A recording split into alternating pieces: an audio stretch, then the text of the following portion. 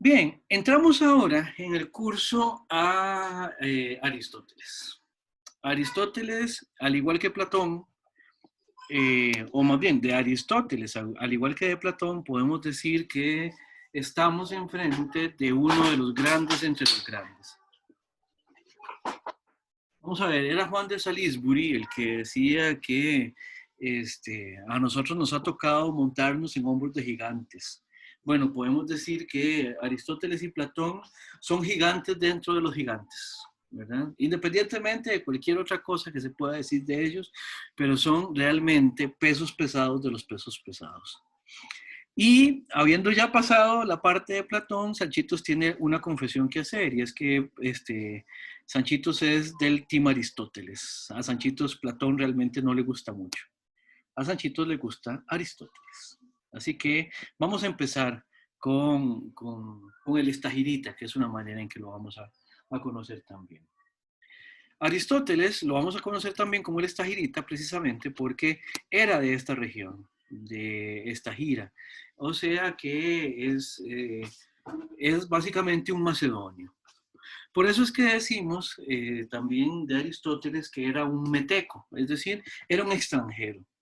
Ya en algún momento habíamos hecho el comentario a propósito de Zenón de Sitio y de los estoicos de algunas de las implicaciones que tenía en Atenas, en la Atenas antigua, ser extranjero. Aristóteles era macedonio, lo cual tiene que ver con un par de cosas. Primero, no solo con el hecho bueno, la primera cosa es que es extranjero, ese es el punto, ¿verdad? Y la segunda, con que no es solo que era extranjero, sino que fuera de Macedonia es todo un asunto político también en Atenas de aquel entonces. Macedonia era una región que en ese sentido rivalizaba con Atenas, ¿verdad? Eso eventualmente podría ser un problema, ¿verdad? De hecho, en algún momento Aristóteles se va de Atenas, precisamente para que no le hicieran daño, básicamente. Y hay una anécdota por ahí, habría que ver si es inverificable, pero por ahí hay una anécdota que se cuenta que dice que Aristóteles se fue de Atenas diciendo que él no iba a permitir que Atenas cometiera otro crimen contra la filosofía como el que habían cometido con Sócrates. Y mejor se fue. Dicho sea de paso, murió muy poco tiempo después, pero prefirió irse de Atenas.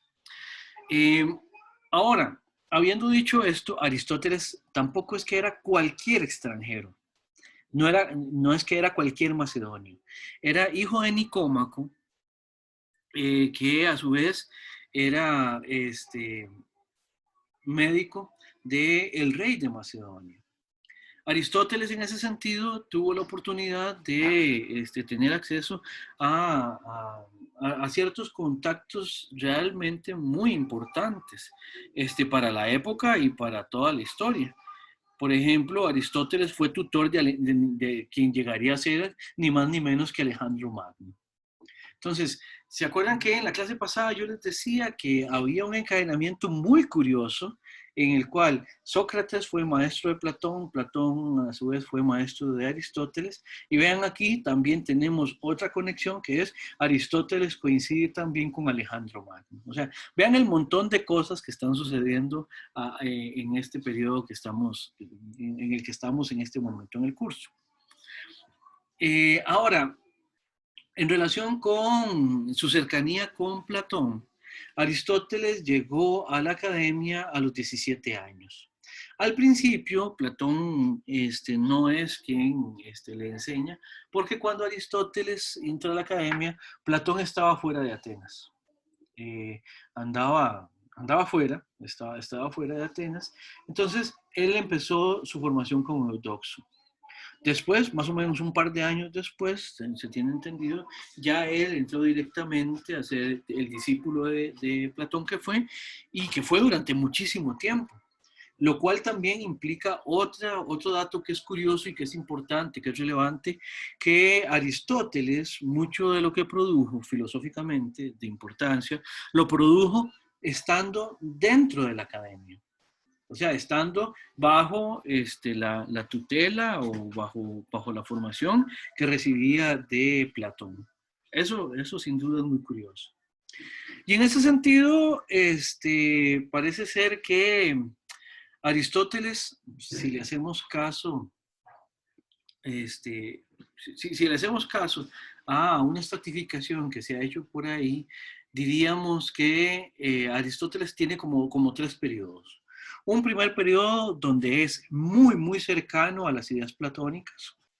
Un segundo periodo donde se aparta de ellas y se pelea bastante, digamos, se pelea en el sentido, digamos, teórico con su maestro, y otro donde de alguna manera se reconcilia un poco con él y entonces retoma de nuevo algunas ideas de origen platónico, ¿verdad?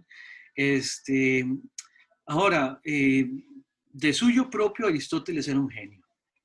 Tuvo aportes importantes en una diversidad enormísima de áreas.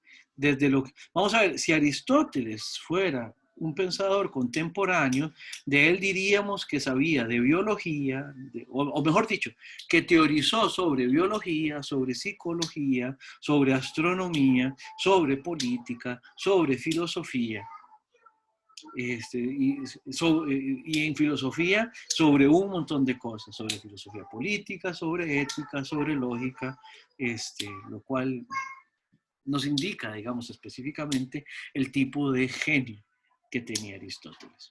Y digo esto, lo digo encomiásticamente, en el sentido de que efectivamente es un grande entre los grandes y también es uno de los a quien hay que hacerle grandes reclamos, porque también se jaló sus tortas, por decirlo de alguna manera. Especialmente cuando explica a las mujeres, cuando explica cosas relacionadas con las mujeres y cosas por el estilo.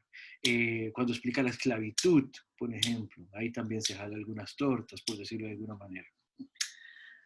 Y digamos algo también de la obra que estamos revisando de Aristóteles. Esta anécdota que está aquí abajo ya se las había contado cuando vimos nuestros primeros conocimientos, cuando hicimos nuestras primeras clases sobre conocimientos básicos relacionados con la filosofía primera, con la metafísica. Sabemos, o mejor dicho, según la anécdota, se cuenta que Andrónico de Rodas es el que le termina otorgando a esta obra el nombre de metafísica. Es más, si ustedes buscan el texto griego del ejemplar de Aristóteles, ustedes no van a encontrar en una sola ocasión la palabra metafísica tal cual. Al menos no en la propuesta de Aristóteles, ¿verdad? Y es porque Aristóteles no le llamó así, ¿verdad? Entonces, eso es curioso. Ahora, veamos a dónde es que ubicamos esta obra dentro de Aristóteles y algo importante también. Tal como vimos con Platón, vamos a ver cómo es que se cita la obra aristotélica. Para citar la obra aristotélica, vamos a recurrir a lo que llamamos el número de Becker.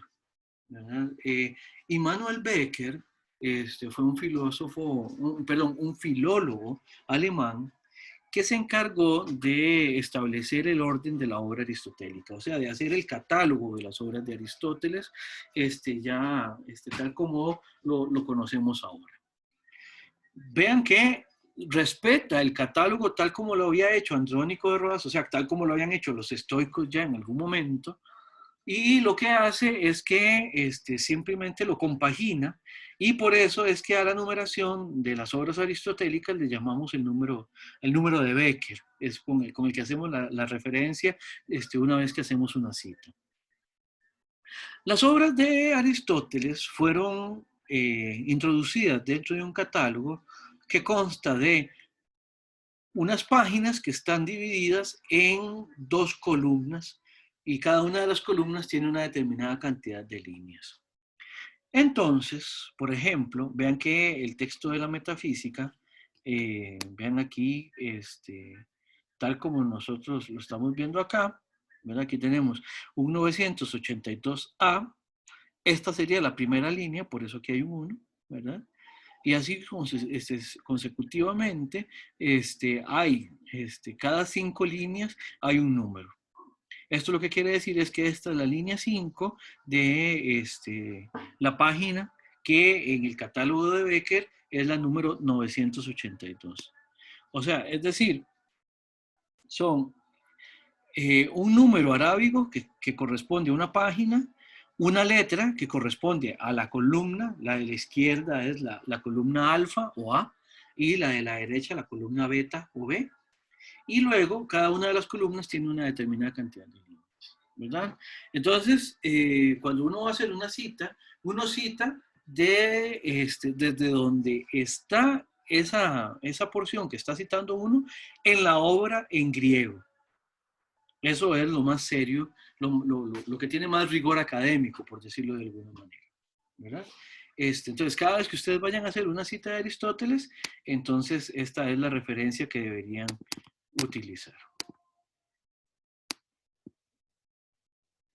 Dicen que Mónica Solís dice que dicen que Galileo le ganó a Aristóteles con respecto a la teoría de que los objetos pesados caían primero que los livianos. En efecto, Mónica, en efecto, Aristóteles consideraba que caen más rápido los objetos más grandes, lo cual, a menos de que uno esté en un espacio vacío, lo cual es cierto, o sea, observacionalmente, eso es así. Aristóteles no consideraba que algo como el roce del aire o la fricción por el aire pudiera causar alguna variación en relación con la caída de los graves. Pues, eso es un buen dato, Mónica. Un buen dato. Ahora, veamos con qué se relaciona la propuesta de Aristóteles. Desde lo que a nosotros nos interesa, vamos a ver en Aristóteles una ontología. ¿Se acuerdan que la ontología es el estudio de lo que las cosas son? ¿Verdad? Y en ese sentido, vamos a tratar de traer a colación un par de conceptos que van a ser importantísimos para entender esto. Primero que nada, vamos a ver que la ontología es el estudio de lo que es. Ahora, ontología, habíamos visto en aquella clase de nociones preliminares, que deriva de la palabra ontos, onta. Aquí Aristóteles, ¿se acuerdan lo que habíamos dicho que había hecho Anaximandro con su principio?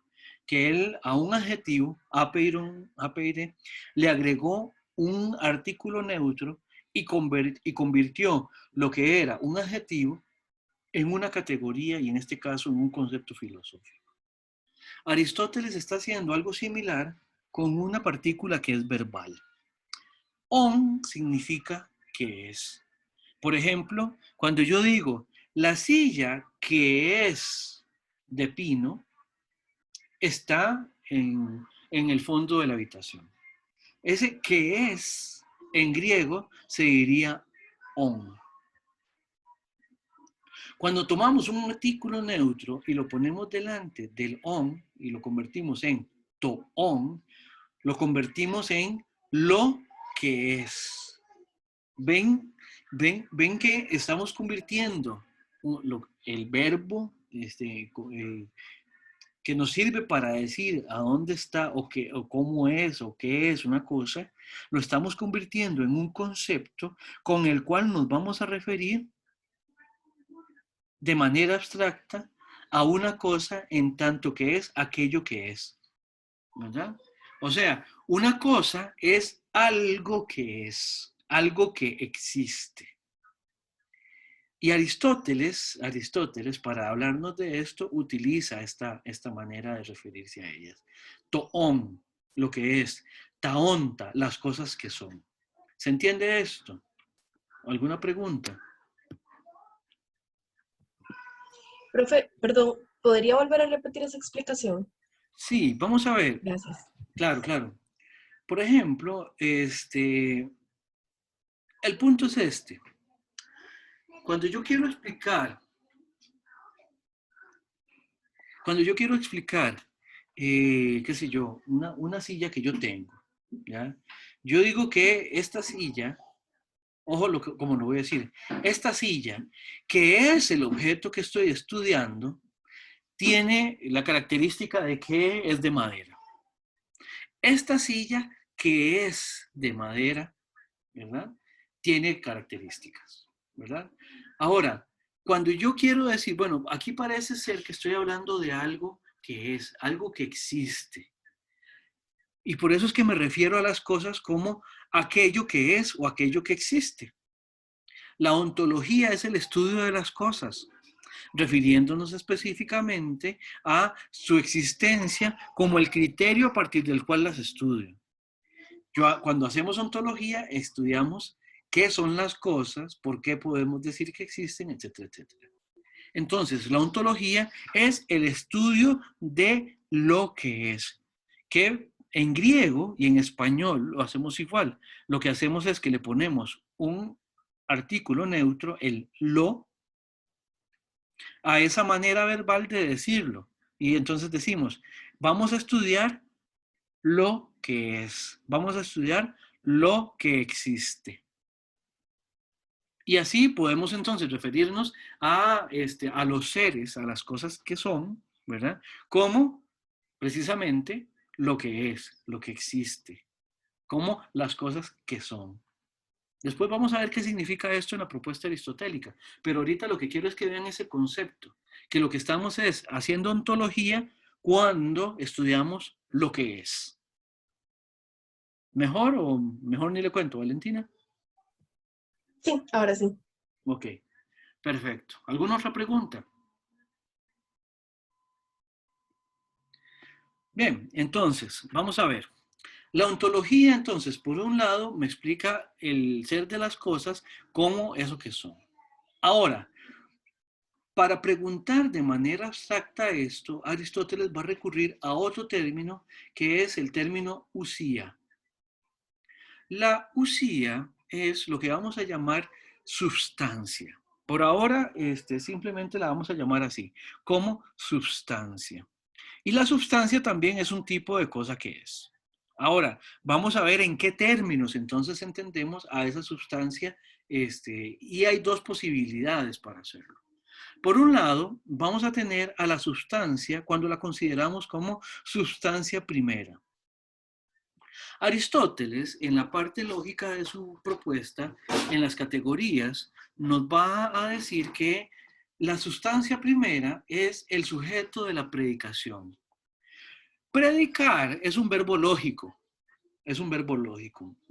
Aun cuando la palabra predicar y predicación para nosotros tiene una resonancia que es muy religiosa, predicar es básicamente en lógica decir algo de alguna cosa. Predicar es enunciar un predicado de algo. Como cuando uno veía en el colegio la distinción en las oraciones entre sujeto y predicado. En este caso, piensen esto en función de una proposición. Las proposiciones tienen sujeto y predicado también. La sustancia primera va a ser el sujeto de la predicación, el sujeto de una proposición. El punto es que el sujeto es aquello de lo que se predica algo, pero que nunca se puede predicar de otra cosa. Vean, ahí está la cita que dice aquello que ni se predica de un sujeto ni está presente en un sujeto. Podríamos decir que la sustancia primera es lo que propiamente hablando es un sujeto. Voy a poner un ejemplo. Cuando yo digo la silla, el ejemplo de siempre, la silla es un mueble, cuando digo la silla es un mueble, la primera partícula, la silla, ya el sujeto de la oración, es a su vez ontológicamente la cosa de la que estoy hablando. Desde el punto de vista ontológico, es la cosa que es, eso que está ahí, que capta mi atención. Desde el punto de vista proposicional, es el sujeto de la afirmación que estoy realizando. Por eso digo que es aquello de lo que predico algo. En este caso, ¿qué prediqué de la silla? Que es un mueble. La sustancia primera, entonces, es el sujeto de una predicación o la cosa de la que me estoy ocupando. Otra posibilidad es que una sustancia la entendamos ya no como sustancia primera, sino como sustancia segunda. Y ahí sí es aquello que predicamos de otras sustancias. En ese sentido, Aristóteles lo menciona en las categorías como que la sustancia segunda es aquel nombre que tiene que ver con las especies con las cuales nos referimos a las cosas. Ustedes me van a decir, ¿y qué quiere decir esto? Bueno, en este caso, vean que yo dije lo siguiente, la silla es un mueble. Si ustedes lo ven, ahí tanto silla como mueble, ambas pueden ser cosas. ¿Qué es lo que pasa? La silla en ese enunciado es aquello de lo que estoy predicando algo. Y mueble es un predicado que estoy diciendo de la silla. Es decir, estoy diciendo de la silla que es un mueble. Aun cuando mueble es también una cosa, vean que es una cosa que se predica de otra. Cuando es una cosa que se predica de otra, es una sustancia segunda. ¿Se entiende esta distinción? Por favor, pregunten si no queda claro. Y lo vuelvo a explicar con todo gusto. ¿Me podría volverlo a explicar? Sí, pero ¿qué fue lo que no entendiste? Porque si, o tengo que explicarlo todo absolutamente de nuevo. No, la parte de la sustancia segunda. Ok, vamos a ver. A mí lo que no me quedó claro, no fue que no me quedó claro, pero nada, tomé fue la definición que dio, que es aquel nombre que tiene que ver con qué. Digo, pero eso me quedé ahí botadillo. Bueno, Aristóteles dice que es las especies en las que se incluyen las cosas. Una especie es un grupo de individuos. Por ejemplo, la noción biológica de especies es, en este caso, aristotélica, viene de Aristóteles. Cuando yo lo que tengo es una especie, cualquiera que sea, yo lo que tengo es, por así decirlo, un grupo que, o mejor dicho, un conjunto que me agrupa a un montón de individuos.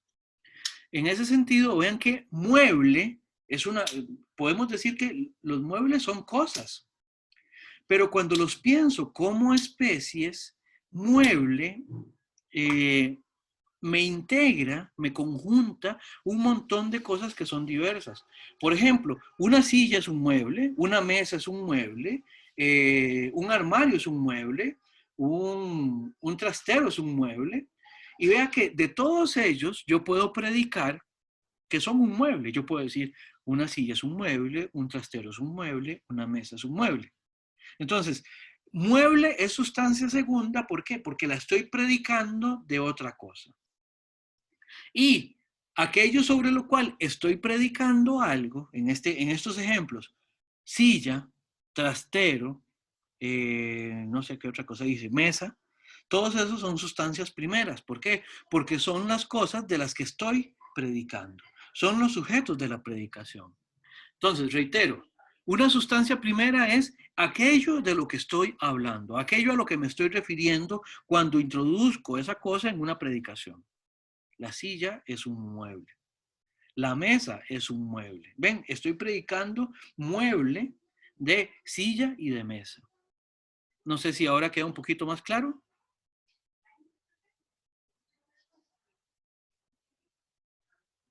Ahora sí, profe. Ahora sí dijo Tapón. Muy bien. Vamos a ver. Entonces, dice Larsen, si digo, el gato es un felino pequeño, gato sería la primera sustancia y felino la segunda. Sí, efectivamente, efectivamente. Ahora, quiero que de verdad esto quede claro porque ahorita voy a complicar un poquito la cosa. Sí está quedando todo claro, no hay ninguna duda. Ok, si por el contrario yo digo, a ver, pongamos un ejemplo, la silla es un ejemplo de mueble, entonces la sustancia primera se volvería mueble y la silla se volvería la sustancia segunda. No, porque de nuevo usted está hablando de silla. Usted está hablando de la silla como un ejemplo de mueble. ejemplo de mueble sería sustancia segunda y silla sería sustancia primera. Porque la silla es el sujeto de la predicación, tal como lo dice ahí la lámina. Si es aquello de lo que usted está diciendo otra cosa, eso es la sustancia primera. ¿Sí, Valentina? Sí. Ok. ¿Alguna otra duda? Ok, vean que vamos a complicar las cosas. ¿Por qué digo que las vamos a complicar? Porque aquí de lo que hay que fijarse es de la función que está llevando a cabo, desde el punto de vista proposicional, es la función que está llevando a cabo en la proposición ese contenido al cual nos estamos refiriendo. Y desde el punto de vista ontológico, simplemente lo que tenemos que hacer es ver qué es lo que estamos señalando desde el punto de vista de las cosas con esa proposición. Larsen, voy a utilizar tu ejemplo para complicar las cosas. Vamos a ver, si decimos, el gato es un felino, le voy a quitar lo pequeño, porque eso después lo vamos a retomar, esto de las características como pequeño, grande, viejo, feo, etcétera, pero ahorita no nos interesa tanto. Voy a convertir el ejemplo que nos dio Larsen en el siguiente. El gato es un felino. El gato es la sustancia primera porque es aquello de lo que estoy hablando. Y cuando digo es un felino, eso es la sustancia segunda. ¿Por qué? Porque lo estoy predicando de gato. ¿Lo ven? Ahora, el punto es, yo puedo también ampliar la perspectiva de modo que ahora pierdo de vista el gato y me quedo con el felino. Yo puedo decir, el felino o los felinos, ¿verdad? Los felinos son un tipo de mamíferos. Vean que ahora la palabra felino, que antes era una sustancia segunda, se convierte en una sustancia primera. Y la cosa que antes predicaba de otra, ¿verdad? Como sustancia segunda, ahora se convierte en el sujeto de mi predicación, por lo tanto es la cosa directa de la que estoy hablando, la cosa que es de mi importancia. Entonces, en este segundo ejemplo, cuando yo digo el felino o los felinos son un tipo de mamíferos, mamíferos o tipo de mamíferos es sustancia segunda y felino sustancia primera. ¿Se entiende esa transformación de una proposición a otra? ¿Se entendió el ejemplo? Sí, se podría decir que la sustancia segunda siempre va a contener lo primero. La sustancia segunda siempre va, hay una palabra todavía más bonita. La sustancia segunda va a subsumir la primera. Sí, la va a contener.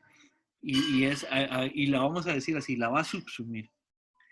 Ojo, volvamos a complicar el ejemplo de Larsen. Antes, con el ejemplo de Larsen habíamos dicho, el gato es un felino. Pero yo también puedo entonces más bien particularizar mi visión. Antes la había ampliado. Y entonces, de pasar del gato es un felino, me fui a más arriba y entonces ahora digo, los felinos son tipos de mamíferos. Ahora, volvamos a enfocar, volvamos a afinar el foco y particularicemos más, ¿ya? Por ejemplo, nosotros tuvimos un gato. El gato que nosotros tuvimos se llamaba Cateto, ¿verdad? Entonces yo puedo decir perfectamente, y ahora que ustedes saben que yo tenía un gato que se llamaba Cateto, podemos decir, Cateto es un gato. Gato, en el ejemplo que nos está dando Larsen, es sustancia primera, porque es de lo que estamos predicando lo demás.